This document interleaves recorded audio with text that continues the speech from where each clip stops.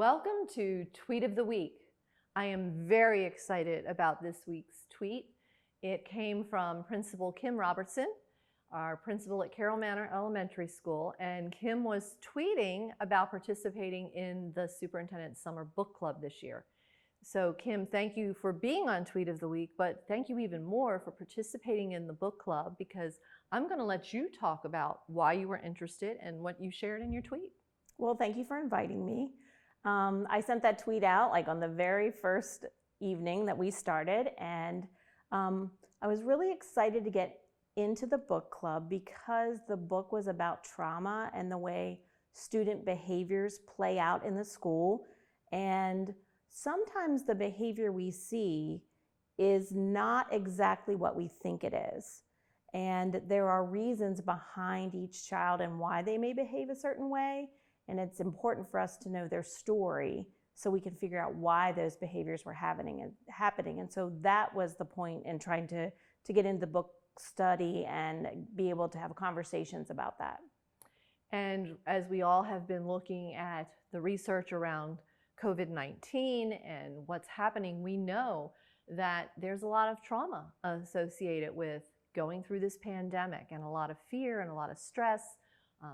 And so we can expect that all of our children coming back are going to have some of the effects of that, and the importance of attending to that social emotional learning.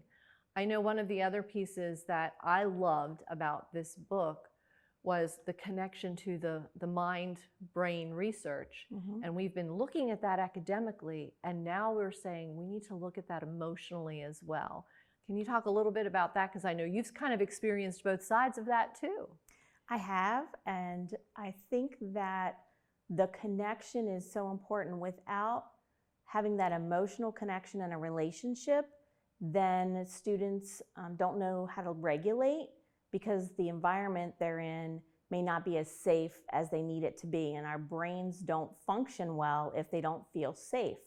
And so I'm really excited to see where the book ends up going with some of the strategies and things that teachers can put into place to help and support students that aren't that big. They're just little tweaks to what we already do. Absolutely. And that was one of the things when the book was recommended to me by Rachel Eversole, who is coordinator of our behavior specialist.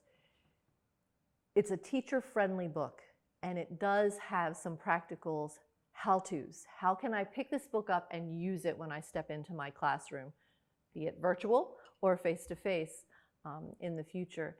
And so the book is Eyes Are Never Quiet by Laurie Desautel and Michael McKnight. And it's never too late to pick it up and join in. Our next event is going to be a Twitter conversation. And so even if you're looking at that a month down the line, you can still go back, follow the hashtag, and see some of the conversation about the book. And we've had a great kickoff session with the authors and a lot of people participating this year. So again, Kim, I thank you for joining in what I think is going to be a critically important conversation as we welcome our children back for the 2021, who knows what it's going to look like, school year. Which is a stressor for our adults as well. And I think that's another key piece in this book, is the importance of taking care of yourself and getting yourself emotionally balanced and healthy. So thank you, Kim. We hope that you will continue to join us on Tweet of the Week, because even though it's summer, there are still lots of great things happening in Frederick County Public Schools.